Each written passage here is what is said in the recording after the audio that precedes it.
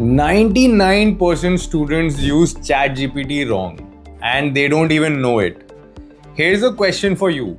If every student in your class has access to ChatGPT, why are some students learning faster while others are becoming completely dependent on it? The answer is simple.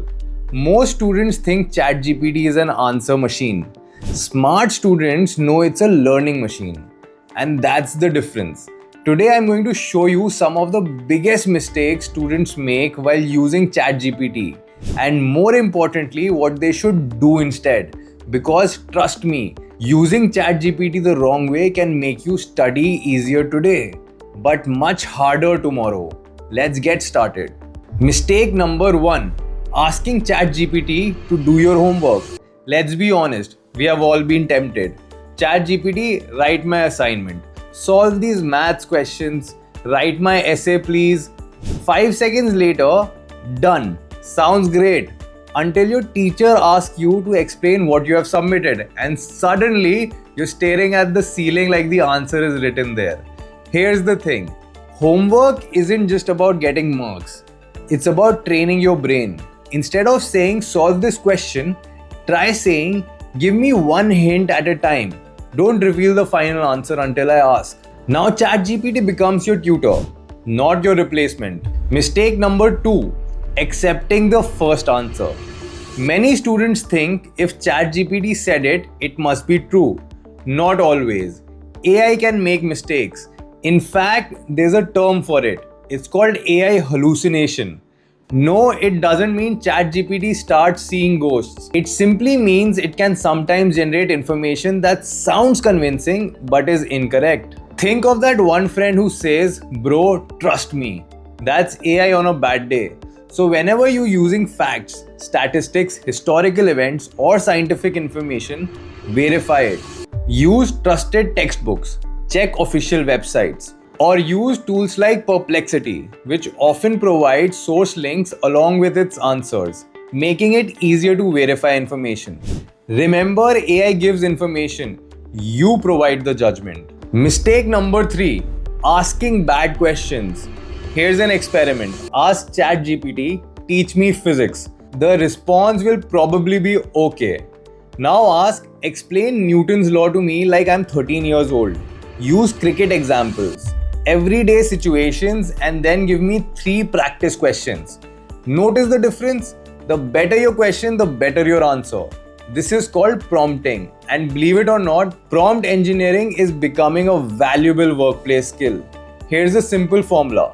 Tell AI who it should act as, what you want, who the explanation is for, how you want the answer to be presented. For example, act as my science teacher. Explain photosynthesis using simple language. Diagrams I can imagine, and then quiz me. Much better. Mistake number 4. Using only one AI tool. Many students think ChatGPT can do everything. It's amazing, but it isn't the only AI tool. Suppose you're researching a topic. Instead of using ChatGPT, try Perplexity.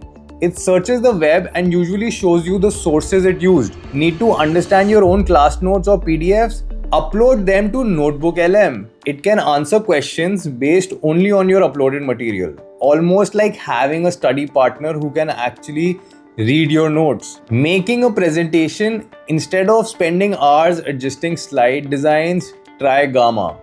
It can create a complete presentation from just one prompt, which you can then customize. Different tools, different strengths. Just like you wouldn't use a spoon to cut vegetables. Choose the right tool for the right job. Mistake number 5. Never asking follow-up questions. Most students ask one question, read one answer, and leave. That's like asking your teacher one doubt and walking out of the classroom before they finish explaining. ChatGPT works best as a conversation. Ask, can you simplify that? Give another example. Explain it visually to me. Quiz me. Where do students usually get confused? Explain it in Hindi or English. Each follow-up makes the explanation better. The first answer is rarely the best answer. Mistake number 6. copying AI notes without thinking. This one is dangerous. Students ask ChatGPT, make notes on chapter 5. Then they save the notes and never read them again. Your brain doesn't learn by collecting information. It learns by processing information. Instead, read the AI generated notes. Rewrite them in your own language. Create your own examples. Highlight what confused you. Because writing forces your brain to organize ideas. And let's be honest, in the exam hall, ChatGPT isn't sitting next to you. You are. Mistake number 7. Using ChatGPT only before exams. This is probably the biggest missed opportunity. Most students remember ChatGPT only when exams are around the corner. But imagine using it every day. Ask it to create a 5-question quiz after every chapter. Ask it to explain yesterday's class in simpler language. Ask it to role-play an interviewer before your placement. Ask it to help you practice spoken English. Ask it to review your resume. Even ask it to create a study timetable that matches your routine. The students who improve the fastest aren't using AI occasionally. They're using it consistently. Time for the bonus tip. Give ChatGPT a role. Instead of asking a random question, assign it a personality. For example, act as an IIT professor. Act as a UPSC mentor. Act as my coding interviewer. Act as a strict examiner and don't give me the answer immediately. These small changes often lead to much more focused and useful responses. It's like talking to the right expert instead of asking everyone the same question. So here's the biggest lesson from today's video.